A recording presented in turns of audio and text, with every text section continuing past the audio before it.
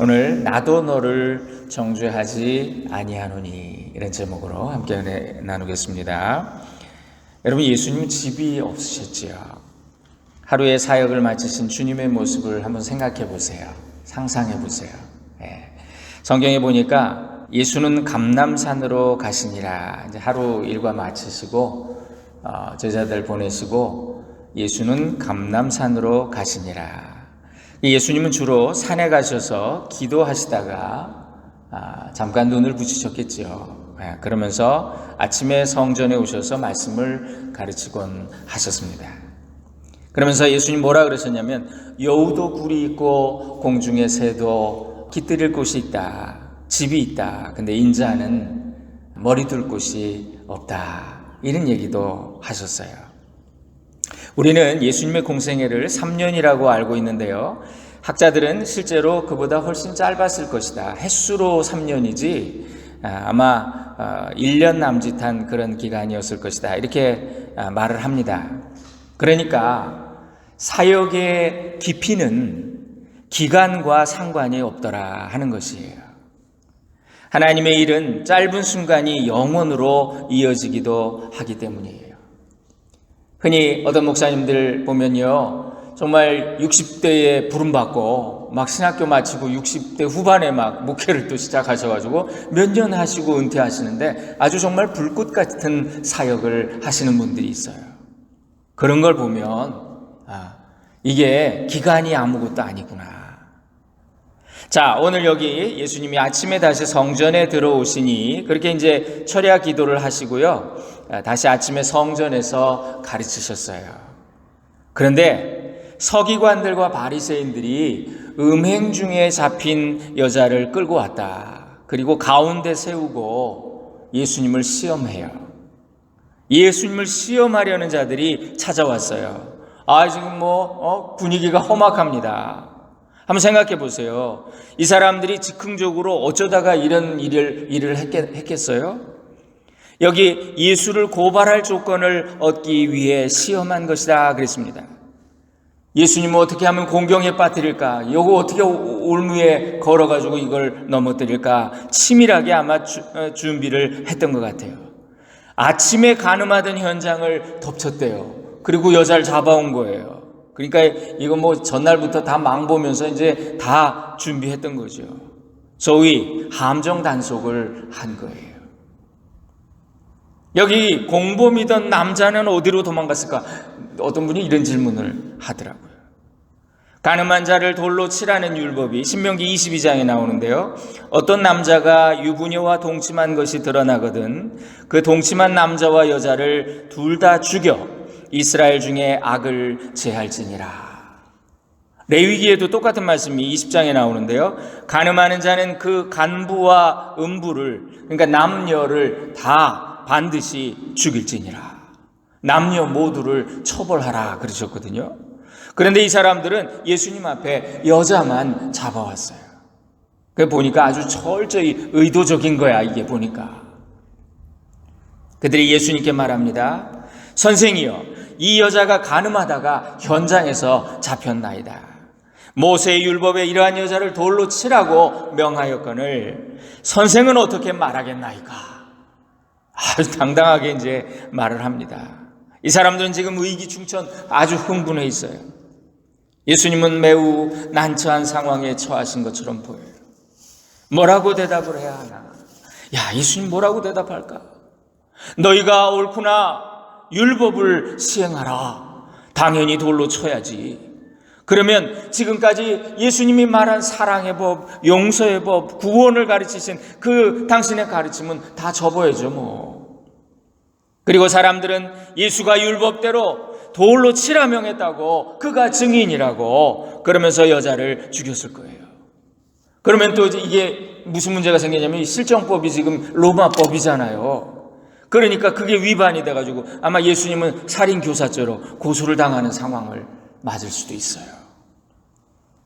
그럼 반면에 이거 좀 너무하구나. 너희 하는 짓을 그만두고 용서하라.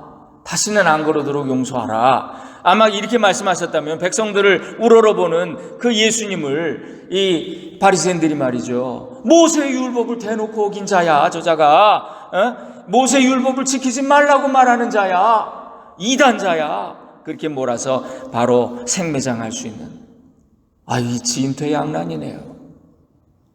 이 질문을 받으신 예수님이 어떻게 하셨나요?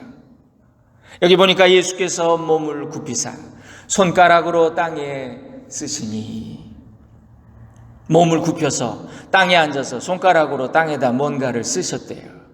그러니까 이 사람들은 더 의기양양한 거야. 막 내려다보면서, 그러면서 여기 보니까 그들이 묻기를 맞이 아니하는지라 자꾸 다그치는 거예요. 너 이제 죽었어 이거지. 예수님 지금 뭐 하고 계시는 거예요? 왜 말로 대답 안 하시고 흙바닥에다 손가락으로 끄적끄적 뭘 쓰시는 거예요? 사람들은 자꾸 소리를 질러요. 대답해 보시오 예수요. 할 말 있을 거 아니오. 당신의 판단과 입장이 뭐요? 해명해 보시오. 그들은 한 손에 돌을 쥐고 막 그랬을 수도 있어요. 위협적으로. 예수님은 가만히 아무 말씀도 없이 땅에다 뭔가를 쓰셨대요. 사람들이 씩씩거리면서 속으로 얼마나 고소했을까. 야, 예수 너 꼴 좋다.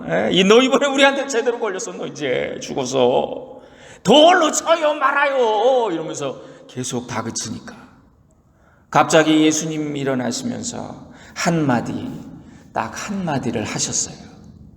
너희 중에 죄 없는 자가 먼저 돌로 쳐라. 그리고 또다시 땅에 앉으시더니 손가락으로 뭔가를 쓰시는 거예요. 성경은 말씀합니다. 그들이 이 말씀을 듣고 양심의 가책을 받아 어른으로 시작하여 젊은이까지 하나씩 나가고 그랬어요. 지금 씩씩거리며 손에 돌을 들고 달려온 이 사람들에게 예수님이 주실 수 있는 최선의 대답은 침묵이었어요. 사람들은 말로 대답하고 말로 가르치려고 하면 자꾸 반박을 하고 자기 변명을 하고 그게 아니고 이게 저기고 이러면서, 그러다가 결국은 자신이 틀렸다는 걸 알면서도 자존심 때문에 그걸 굽히지 못하고 마지막 끝장을 보지요. 오늘날 우리 사회의 분쟁이 그렇습니다. 처음에 토론으로 시작했다가 이게 논쟁이 되고 그 다음에 싸움이 돼서 갈 때까지 가보자 이러면서 너 죽고 나 죽자 이렇게 되는 거죠. 가까운 예로 부부싸움이 이혼으로 끝나는 그 부부싸움을 장미의 전쟁이라고 그러잖아요. 전쟁. 이 말은요, 사람을 설득하거나 변화시킬 수가 없어요. 인간이 죄인이고 인간이 타락했기 때문에 우리의 말도 타락한 거니까. 사람을 변화시키는 것은 성령의 역사밖에는 없어요. 이 예수님께서 땅바닥만 바라보고 할 수 없는 행동을 하신 예수님, 정말 예수님은 분명히 기도하셨던 것 같아요. 속으로 기도하시면서 하나님 아버지, 무슨 말로 저들에게 대답해야 하나요? 어떻게 해야 저들의 흥분을 가라앉힐 수 있겠나이까? 땅만 바라보고 계시는 예수님께 사람들이 자꾸 다그치니까 일어서셔서 한마디 하셨잖아요. 너희 중에 죄 없는 자가 돌로 먼저 쳐라. 이 말도 그저 예수님 나지막이 조용히 말씀하셨을 거예요. 그리고 다시 엎드려 땅만 바라보셨어요. 계속 기도하셨을 것 같아요. 성령님께서 역사해서 저들의 굳은 마음을 녹여주세요. 흥분했어요, 저 사람들 지금. 만일 예수님께서 큰 소리로 그들을 꾸짖으시면, 이야 이놈들아, 니들 중에 깨끗한 놈들이 있어. 이놈들아, 세상에 죄 안 지은 사람이 어디냐? 너 이 죄 없는 놈이 먼저 돌을 쳐라 임마. 이렇게 얘기했다면, 그러면 이 가식과 허세로만 살아온 서기관들과 바리새인들이 더 열받았겠죠, 그죠? 예? 뭔 궤변이요? 너부터 죽어봐라. 그러면서 예수님한테 돌 던졌을 거예요. 그들은 자신의 의의를 드러내기 위해, 양심의 가책이 없는 것처럼 보이기 위해 저마다 먼저 돌을 던졌을 거예요. 예수님을 고소하고자 했던 그들, 사람에게 옳게 보이려고 속에 가득한 외식과 불법을 감추고 사는 자들, 만일 예수님이 그렇게 섣불리 반응하셨다면 아마도 잡혀온 이 여인은 흥분한 군중들의 돌에 맞아 죽고 말았을 거예요. 예수님은 그들의 자존심을 자극하지 않으시고 지혜롭게 그들의 양심을 터치하신 거지요. 그런데 여러분, 단순히 양심에 호소한다고 사람들이 진리를 깨닫나요? 그런 건 아니에요. 사도행전 2장에 보니까 성령에 충만한 베드로의 설교를 들었을 때 성경에 보니까 그들이 이 말을 듣고 마음에 찔려 베드로와 다른 사도들에게 물어 이르되 형제들아 우리가 어찌할꼬. 설교를 듣고 나니까 마음에 찔렸대요. 그래서 우리가 어찌하면 좋겠습니까? 회개했대요. 그런데 사도행전 7장에 똑같은 장면이 나오는데 스데반의 설교도 진짜 베드로의 설교하고 내용도 비슷하고 아주 더 말이죠, 아주 장엄한 설교였는데 그 설교를 들었을 때 여기 반응이 전혀 다르게 나타납니다. 그들이 이 말을 듣고 마음에 찔려. 똑같아요. 여기까지는 똑같아요. 근데 그 스데반을 향하여 이를 갈거늘 큰 소리를 지르며 귀를 막고 일제히 그에게 달려들어 성 밖으로 내치고 돌로 쳤다.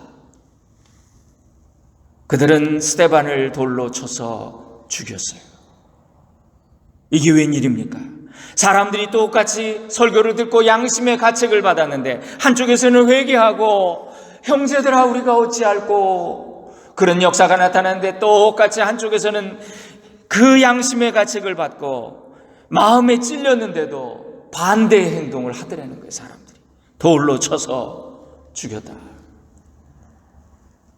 여기 보니까 예수님이 이 말씀하셨을 때 그들이 이 말씀을 듣고 양심의 가책을 느껴 어른으로 시작하여 젊은이까지 하나씩 나가고 그랬어요. 여기 오해하지 말아야 합니다. 여러분, 그들은 자신이 죄인이라는 걸 깨닫고 회개한 게 아니에요. 이 바리새인들은, 서기관들은 어떤 사람들이냐면요, 자기가 제일 의롭다고 생각하는 사람들이에요. 아마도 그들은 나야말로 이 시대의 양심이다 이렇게 자부하며 살았을 거예요. 그런 그들이 양심의 가책을 느꼈다는 것, 이건 성령의 역사라고밖에 말할 수 없는 거예요. 설명할 수가 없어요. 성령님이 은혜를 주셔서 모두가 양심이 찔리는 경험을 했습니다. 그러나 그들은 회개하지는 않아요.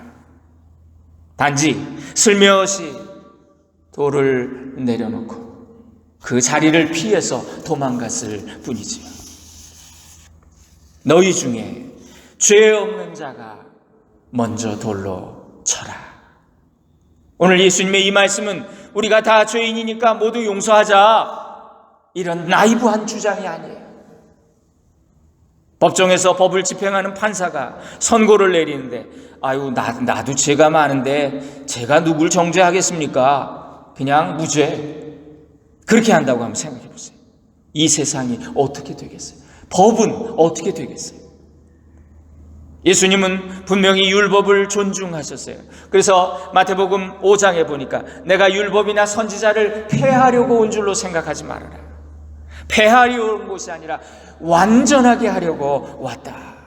천지가 없어지기 전에는 율법의 1.1획도 결코 없어지지 아니하고 다 이루리라.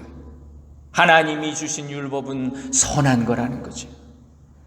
그런데 예수님은 이 선한 율법이 죄 많은 사람들 사이에서 적용될 때 한계가 있다는 걸 보여주신 거예요. 모세는 가늠한 자 돌로 쳐서 죽이라고 명했다. 그러면 누가 가늠한 자냐? 반드시 남녀가 같이 잔 것만이 가늠이냐? 마태복음 5장에서 예수님은 나는 너희에게 이렇게 말한다. 이성을 보고 음욕을 품는 자마다 마음에 이미 가늠하였느니라. 혁명적인 얘기잖아요. 또 마태복음 5장 21절에 모세는 살인하면 심판을 받게 된다고 말했다. 그러면 무엇이 살인이냐? 나는 너희에게 이렇게 말한다. 형제를 미워하고 화를 내고 욕하는 자, 이미 그는 살인한 자다. 그는 지옥불에 들어가야 될 자다. 이것이 예수님의 가르침이에요. 세상의 법은 공적인 어떤 행위를 놓고 이걸 정죄하고 심판해요. 드러난 행위가 없다고, 법의 항목을 위반하지 않았다고 나의 양심이 가려지고 위로를 받을 수는 없지요. 여러분, 이것이 정말 세상 법의 한계라고 할 수 있어요. 그래서 증거가 없으면 무죄가 되고, 그래서 하나님께서는 모든 인간에게 구원의 기회를 주시려고 우리에게 마음의 법, 천국의 법, 양심의 법을 주신 거예요. 그런데 이 마음의 법은 하나님 앞에서는 체험을 할 때만 깨닫게 돼요. 왜냐하면 양심에 화인을 맞은 자들이 돼요.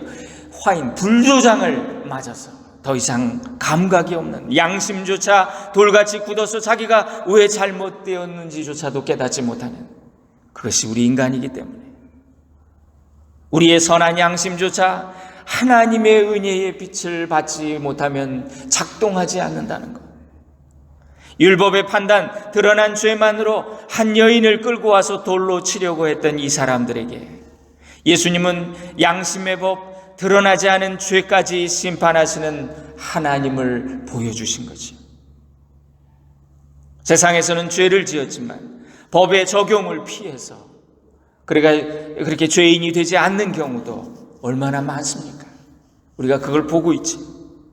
모두가 남을 비판합니다. 그 말은 나는 아니라는 거예요. 나는 죄인이 아니라는 거예요. 남을 비판하는 것은 나는 너 같은 죄 짓지 않았어, 이 더러운 놈아. 바리새인이 세리를 가리키며 오 하나님, 나는 저 세리와 같지 않음을 감사하나이다 하는 거죠. 그래서 세상에는 두 종류의 죄인만 있다. 들킨 죄인과 들키지 않은 죄인이 있다. 감옥에 간 사람들은 들킨 죄인이고 나머지는 안 들킨 죄인이다. 박효진 장로님이 이런 얘기 하시더라고요. 감옥에서 교도관을 하시니까. 누가복음 15장에 내가 너희에게 이르노니 죄인 한 사람이 회개하면 하늘에서는 회개할 것 없는 의인 99으로 말미암아 기뻐하는 것보다 더하리라. 이 말씀이 무슨 뜻일까요? 세상에 회개할 것 없는 의인이 어디 있나? 인간은 모두가 다 죄인이 아닙니까? 회개하는 죄인 한 사람은 회개하지 않는 죄인, 스스로 회개할 것이 없다고 믿는 가짜 의인 99명보다 더 귀하다는 거예요. 회개하는 죄인 그 한 명만이 천국에 간다는 거예요. 나는 간음하지 않았어. 난 이 여자와 같은 죄인이 아니야. 그러면 성경을 잘못 읽고 있는 거지. 우리는 여기 이 여자를 끌고 온 자들이 더 나쁜 자들임을 알고 있어요. 그들은 비록 자신은 의인이라고 생각을 했겠지만 하나님의 입장에서 양심의 법을 알고 있는 우리는 그들도 또한 똑같은 죄인이며 오히려 하나님이 더욱 미워하시는 그런 죄인이라는 것 우리는 알고 있지요. 자, 그러면 이제 분명해졌습니다. 우리는 이 바리새인들이거나 아니면 이 가늠하다 잡혀온 여자이거나 둘 중에 하나인 거예요. 누가 더 비참한 자입니까? 여기 이 여자가 더 불쌍해 보이십니까? 아니에요. 양심에 찔려 자신들의 죄를 보았음에도 불구하고 슬며시 돌놓고 도망간 그들, 구원의 기회를 영원히 잃어버린 그들이 더 불행한 자들이지. 10절에 보니까요, 예수께서 일어나사 여자 외에 아무것도 없는 것을 보시고 이르시되 여자여 너를 고발하던 그들이 어디 있느냐? 너를 정죄한 자가 없느냐? 대답하되 주여 없나이다.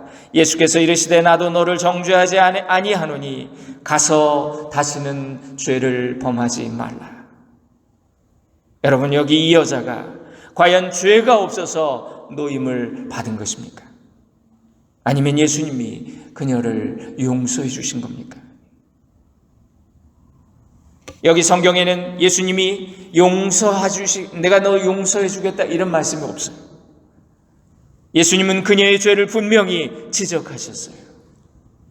근데 예수님 뭐라 그러시냐면 나도 너를 정죄하지 아니하노니 가서 다시는 죄를 짓지 말라. 나도 너를 고소하지 않겠다. 왜일까? 왜 이런 말씀하셨을까? 이것이 바로 예수님이 오신 목적이라는 거예요. 요한복음 3장에 하나님의 아들을 우리 세상에 보내신 것은 세상을 심판하려 하심이 아니라 그로 인해 오히려 세상이 구원받게 하시려고 합니다. 세상은 자기도 죄인이면서 서로를 고소해요. 그런데 우리 예수님은 유일하게 죄 없는 분으로 이 땅에 오셨는데 인간을 고소할 자격이 충분하심에도 불구하고 나도 너를 정죄하지 않는다. 오히려 당신이 그 죄를 대신 짊어지시고, 여러분, 이것이 예수님의 십자가지요. 예수님의 희생의 죽음이지요. 로마서 8장에 보니까 그러므로 이제 그리스도 예수 안에 있는 자에게는 결코 정죄함이 없나니 이는 그리스도 예수 안에 있는 생명의 성령의 법이 죄와 사망의 법에서 너희를 해방하였습니다. 마귀는 우리를 끊임없이 고소해요. 마귀는 성경에 정말 정죄하는 자라 그랬잖아요. accuser, 교소하는 자, 고발하는 자. 그런데 그리스도 예수님께서 이 고소를 막아주시죠. 예수님 변호사. 그리고 하신 말씀, 나도 너를 정죄하지 않는다. 내가 너의 허물을 대신 지겠다. 우리는 바리새인들과 서기관들을 욕하면서도 그들과 똑같이 어떤 드러난 죄가 아니면, 내게 드러난 죄가 아니면 스스로를 죄 없는 자로 여기면서 살아요. 그리고 나도 속아. 나는 그냥 저것들에 비하면 깨끗해. 이렇게 생각해. 얼마나 가증스러운지. 우리는 끊임없이 남을 판단하고 정죄하고, 심지어 죄인으로 판단된 자에게는 아무런 가책도 없이 마구마구 돌을 던지면서 그렇게 살아요. 우리의 이런 모습은 마치 주님에게 돌을 던지는 그런 무서운 범죄가 아닐 수 없죠. 예수를 돌로 십자가에 달아 죽인, 십자가에 못 박아야 할 것입니다 했던 군중의 모습하고 똑같은 거예요. 오늘 이 말씀을 통해 주님이 하신 이 일을 통해 우리의 모습을 깨닫기 원해요. 하나님이 심판하시는 기준, 양심의 법으로 우리 모두가 부끄러운 죄인임을 깨닫고 슬며시 도망가는 게 아니라 회개하기 원합니다. 여러분, 슬며시 돌멩이 내려놓고 도망간 비겁한 자들이 아니라 죽어 마땅한 나를 정죄하지 않으시고 살려주시는, 예수님이 그 말씀하실 때 이 여자가 어땠을 것 같아요? 이게 뭐지? 왜 저를 살려주세요? 죽어 마땅한 나를 정죄하지 않으시고 살려주신 주님의 사랑에 감격하는 그런 자가 되기를 원해요. 주님, 내가 죄인입니다. 주님, 받은 은혜를 깨닫지 못하고 남에게 돌팔매질을 해댄 내가 바로 여기 바리새인이고 서기관입니다. 주님, 저를 용서해 주세요. 오늘 이런 회개와 구원의 은총이 우리 모두에게 임하기를 주님의 이름으로 축원드립니다. 기도하겠습니다. 사랑하는 주님, 우리가 비록 사람에게 걸리지 않았지만 불꽃 같은 눈으로 감찰하시는 하나님께 받을 심판을 두려워하게 하옵소서. 내 마음이 둔해서 전혀 깨닫지도 못하던 그 죄가 생각나게 하옵소서. 받은 은혜 잊어버리고 어느새 돌을 들고 남을 정죄하는 자리에 서 있는 부끄러운 내 모습을 회개합니다. 주여 불쌍히 여기소서. 주여 용서하소서. 나도 너를 정죄하지 않겠다. 가서 다시는 죄를 짓지 말라. 오 주님, 감사합니다. 주님, 제가 그렇게 하겠습니다. 날마다 회개하고 날마다 새로워져서 그리스도의 장성한 분량에 이르도록 성령님 도와주옵소서. 예수님의 이름으로 기도 올립니다. 아멘.